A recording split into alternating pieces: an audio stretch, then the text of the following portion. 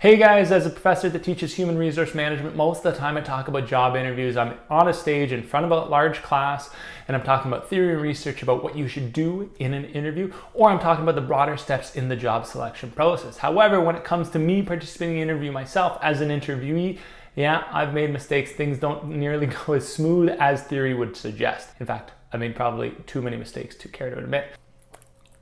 Tell me about myself. I'm awesome. Yeah, I've worked on a couple big projects. That's what she said. I've made so many mistakes that I've actually learned from each mistake I made, and I've actually become quite proficient because each time I make a mistake, I learn how to correct it, make another mistake, learn how to correct it. So I've actually become quite good at interviewing.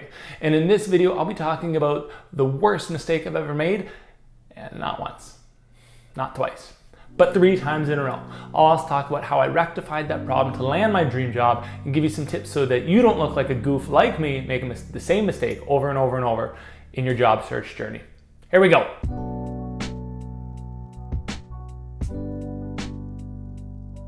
Hi everyone, I'm Professor Michael Holinsky. In weekly videos, I generally leverage my experiences as an OB prof to help students manage life throughout college or university.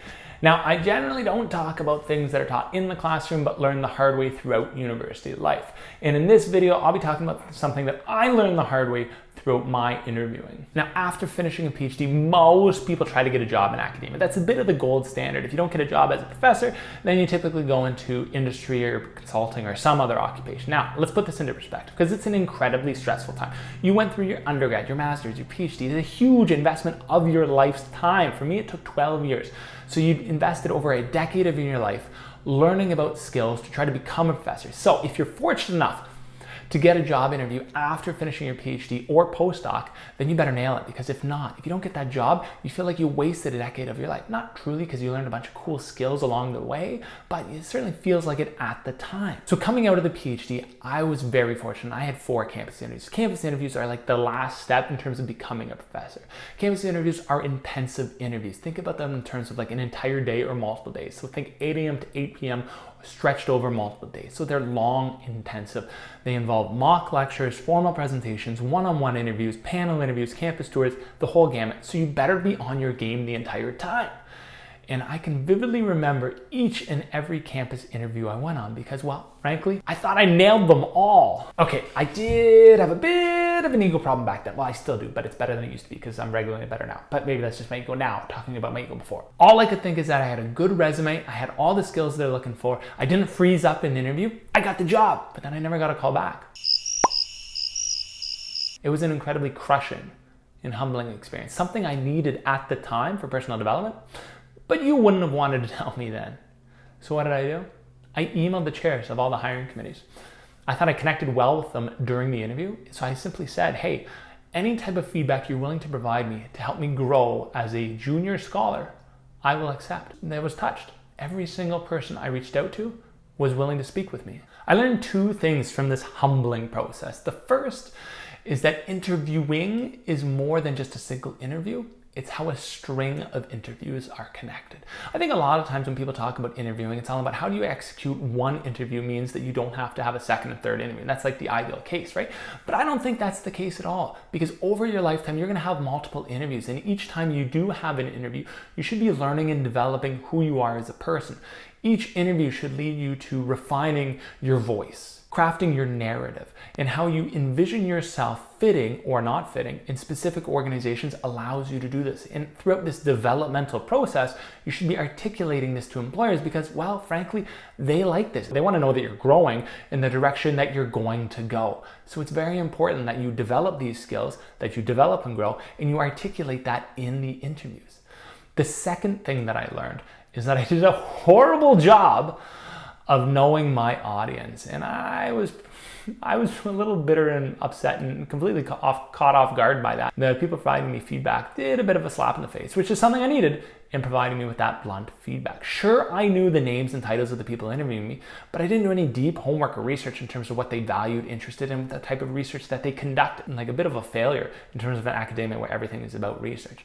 You know, in one case, I embarrassingly presented a qualitative research study to a group of quantitative researchers. That's basically talking about apples to a group of oranges. Just not ideal. So despite my strong resume and high skill set, I wasn't able to get any callbacks because everything I was saying wasn't connecting to people. It wasn't. It was just going right over their heads. So if I can provide you with any feedback and any guidance in terms of your interview process, is to know your audience. So let's talk about it a little bit. Knowing your audience is simply the idea that you understand the skills, interests, and perspectives of the people interviewing you, also referred to as interviewers.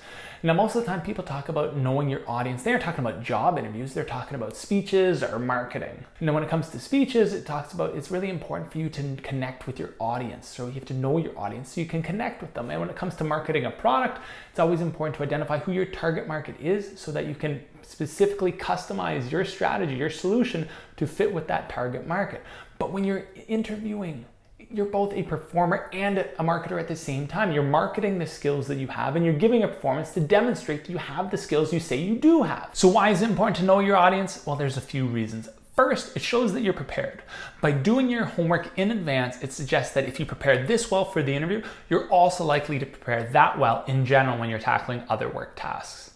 Second, it shows that you're interested in the job. Now, I know that most interviewers assume that you're going to be interviewing at different places. Yes, but when you're simply providing canned responses to their questions, nobody feels special. So it's always best that you customize the responses for every single job. And if you can, for every single interviewer that you're speaking with. Third, it allows you to better align your material with the interviewer's interests and needs. Specifically, if you know who you're talking to, you can better tailor your content to meet their interests and needs. So for example, you can reference your passions for why you might have done X and Y at your workplace, but those passions are also aligned with the interests of the interviewer. So that just really creates a subtle bond between, you and I are interested in the same particular thing. Really allow the interviewer to infer that, well, you should be besties because of that kind of idea. Alternatively, you can reference different work experiences and how they might have addressed problems that existed in your previous organization. And that allows the interviewer to think, well, your previous organization had issue X and issue Y and you worked on them. And if those issues are the same that exist in the new organization, then that would be a golden, because it would suggest that you're able to address the same issues in their workplace and you already have experience doing it. That would be perfect. All in all, knowing your audience allows you to better resonate with who you're talking to. So by knowing who you're speaking with allows you to connect on a deeper level and make a more favorable impression during the interview. So if knowing your audience is really important, then how the heck do you get to know who your audience is? Well, I'll provide a couple tips right here. The first is to simply just ask. Email or call to figure out who's going to be the person interviewing you. Now, I know it sounds simple, but if you get the name, do your homework, do research on that individual. And then in the interview, don't just randomly throw facts about them because that would be stalkerish, wouldn't it? Instead, say that you've done a little homework leading up to the interview, said you found X fact about their past and that connects with Y fact about your past, and then let them build that connection there, right? That's a subtle way to get into their good books. Another thing you can do is to look online for who typically does interviews in that organization. Generally, it's the same person or group of people that does interviews in that organization. So if you can find out who did the interview last year, you're more likely to figure out who's going to be doing the interview next year. A third tip is to look at the previous successes of that company. And this can be helpful if you know the individual or not who's going to be conducting the interview. So look for, if you do know the individual, look for the successes of that individual, team, or frankly, just broadly that organization. What are people saying online that they've celebrated or that they're won or that they've accomplished over the past year? Because what they're talking about is something that they're proud about, something that they're interested in, something that their work activities are related to. So that when you're talking about your experiences, you can link that to something that you know is appealing to them, that they're experienced with, they have knowledge and intelligence and understanding about, but they also value. Okay, so that's a good way to communicate in a world that they understand. Another thing you can do is look at other junior employees, okay? So who has been hired recently? What specific skills or traits do they have? Surely they were hired for a reason. So if you can find similarities between the traits and skills that you have with the traits and skills that they have, emphasize those and suggest that, yeah, you're well suited to take on a junior position and you can fit in with their organization quite well. So my next two tips are actually something that you can do during the interview. It's not something that you would do in advance. So the first tip is to monitor audience feedback. So get your active listening ready. What was that? So when you're asking questions to them, make sure you listen and make sure when you're responding to them, you're actually responding to what they say and that you don't just simply have canned answers, because simply reading a script is not that interesting. No. Customize your responses to what they're saying. I know that people use canned answers when they get a little bit nervous, but if you can, practice in front of a mirror, practice with your brother, sister, parents, friends, anybody. Get them to ask you specific questions, make sure you're listening to them, and respond accordingly. And the last thing you can do, which I'm most excited about, is you can experiment with content. Don't be afraid to experiment with new ideas, new perspectives, new ways to phrase things, new ways to dress in any of your interviews. Remember, interviewing is not just a single interview. You're allowed to mess up in an interview. Interviewing is a series of interviews that allows you to develop and grow and get better.